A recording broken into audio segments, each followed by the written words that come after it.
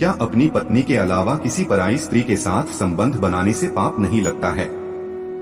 चलिए जानते हैं इसी सवाल का जवाब एक कथा के माध्यम से।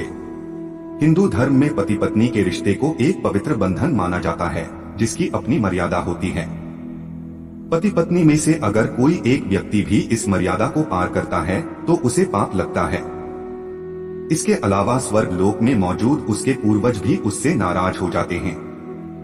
शास्त्रों में बताया गया है कि शादीशुदा व्यक्ति को केवल अपनी पत्नी के साथ शारीरिक संबंध बनाने चाहिए। अगर व्यक्ति किसी पराई स्त्री के साथ संबंध बनाता है तो उसे पाप लगता है। लेकिन आज हम आपको शास्त्रों में बताई गई एक कथा के माध्यम से उस एक परिस्थिति के बारे में बताने जा रहे हैं, जिसके अनुसार व्यक्ति अपनी पत्नी के अलावा भी केवल एक स्त्री से संबंध बना सकता है। इससे न तो उसे पाप लगेगा और न ही उसके पूर्वज उससे नाराज होंगे। वीडियो में आगे बढ़ने से पहले हमारे YouTube चैनल जीवन ज्ञान संगम को लाइक सब्सक्राइब करें और कमेंट में जय श्री राम लिख दें। क्या पराई स्त्री संग भी बना सकते हैं संबंध?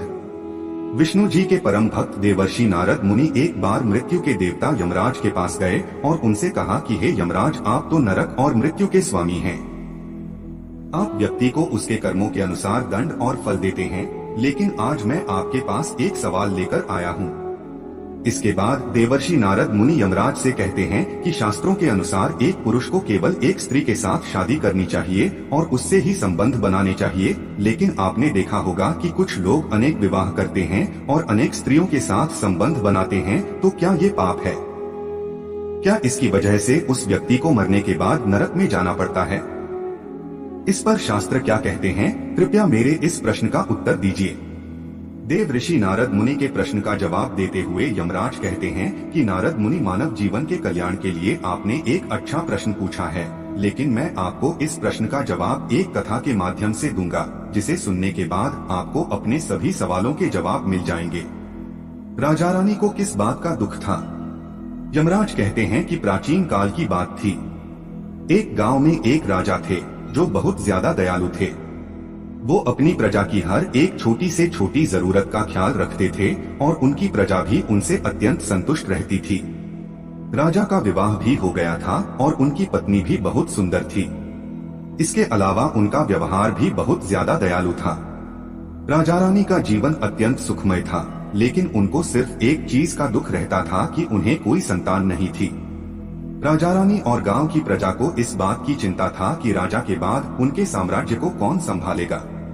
राजा दूसरा विवाह क्यों नहीं करना चाहते थे? राजा रानी ने अनेक वैद्य से अलग अलग उपचार कराए थे। इसके अलावा व्रत, दान, पुण्य, यज्ञ और संतान प्राप्ति के लिए कई उपाय भी किए थे, लेकिन उसके बाद भी उन्हें पुत्र की प्राप्ति नहीं हो रही थी।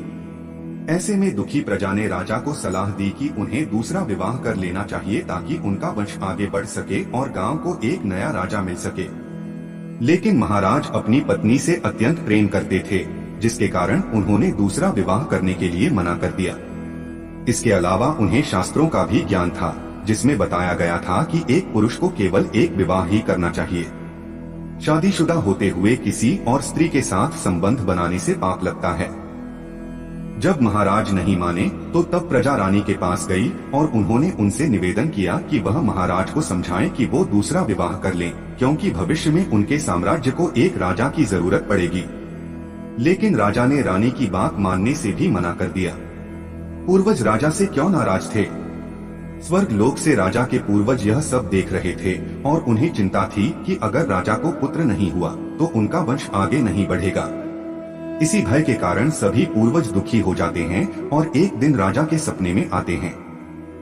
पूर्वज राजा से कहते हैं कि तुम्हारी वजह से हमारे कुल का नाश हो रहा है, इसलिए हम तुमसे बहुत नाराज हैं।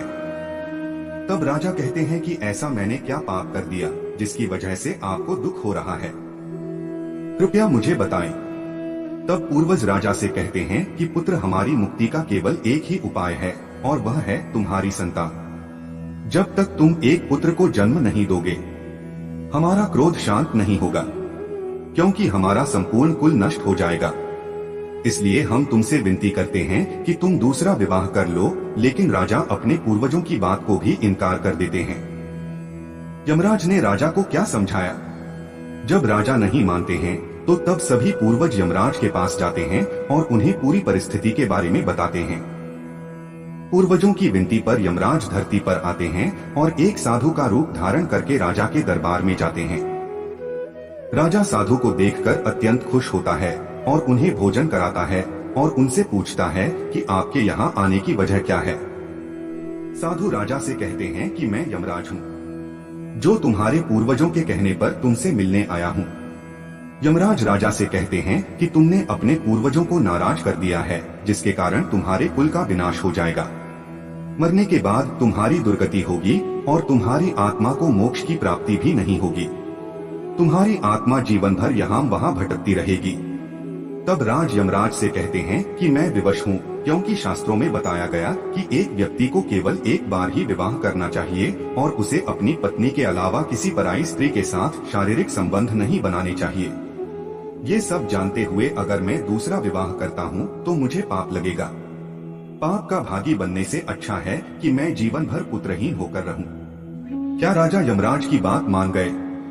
इसके बाद यमराज कहते हैं कि हे पुत्र, एक पुरुष दूसरा विवाह कर सकता है, लेकिन उसमें उसकी पत्नी की रजामंदी होनी चाहिए। अगर पत्नी अपने पति को दूसरा विवाह करने की इजाजत देती है तो ऐसे में व्यक्ति दूसरा विवाह कर सकता है और उसे पाप भी नहीं लगता है। शास्त्रों में भी बताया गया है कि अगर किसी पुरुष को पुत्र की प्राप्ति नहीं हो रही है और उसकी पत्नी उसे दूसरा विवाह करने की इजाजत देती है ताकि उन्हें संतान की प्राप्ति हो सके, तो इस परिस्थिति में व्यक्ति को पाप नहीं लगता है। राजा ने दूसरा विवाह किया या नहीं? यमराज की बात सुनकर राजा का मन प्रसन्न होता है और वह उनका आशीर्वाद लेकर अपनी पत्नी के पास जाता है। राजा अपनी पत्नी से दूसरा विवाह करने की अनुमति मांगता है। जब रानी राजा को दूसरा विवाह करने की इजाजत दे देती है तो वह शीघ्र ही दूसरा विवाह कर लेते हैं, जिससे उन्हें पुत्र की प्राप्ति होती है। राजा के इस फैसले को देखकर रानी, प्रजा और स्वर्ग लोक में मौजूद राजा के पूर्वज भी प्रसन्न हो जाते हैं और यमराज का धन्यवाद करते हैं। इस कथा के माध्यम से यमराज देवर्षि नारद मुनि को बताते हैं कि किस एक परिस्थिति में व्यक्ति दूसरा व्यवहार कर सकता है और उसे पाप भी नहीं लगता है। आज के लिए बस इतना ही। मिलते हैं न्यू वीडियो पर। जय हिंद, जय भारत।